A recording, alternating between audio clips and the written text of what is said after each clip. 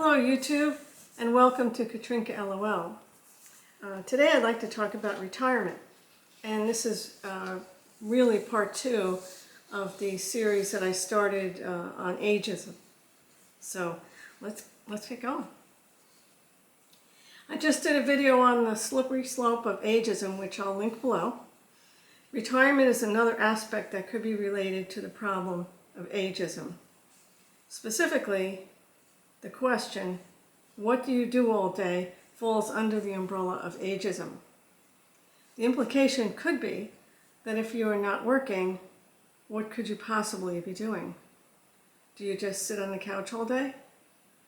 And it could be a totally innocent question, but there's better ways to ask it. For example, you could say, hey, how's your life different now since you stopped working? You know, that kind of thing. You know, so that's more of a curious question rather than, what do you do all day? You know, which is not received well, really. It's an awkward question. It could come across as challenging and judgmental. And personally, I choose to either not answer the question, change the subject, or simply say something like whatever I want to do, or whatever needs to be done that day, or I have my routine. We are all familiar with the concept of the second shift. That is, a working person comes home and there is a whole other shift of work to do in the home. Housework, errands, etc. The working person bemoans never having enough time to do fun things they want. Time is spent catching up on things, some things are left undone for lack of time, and there is time spent recovering from working itself.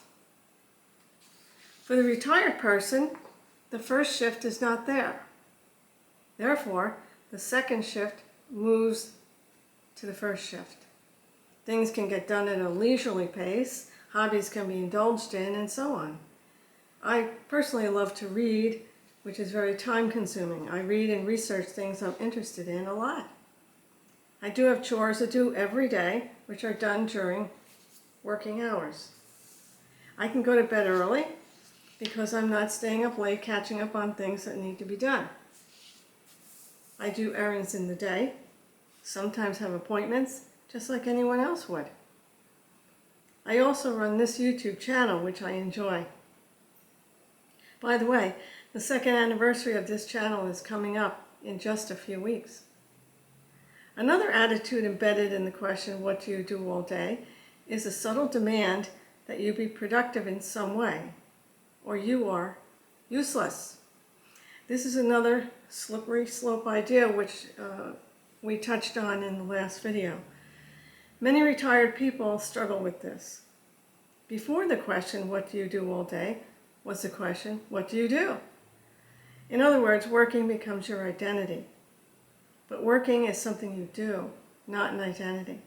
Your identity is as a human being, first and foremost. Now, I would posit that if someone is retired, they earned it. That goes without saying. The short of it is, a retired person doesn't have to justify what they have chosen to do with their retirement. They don't owe anyone a detailed answer to this question.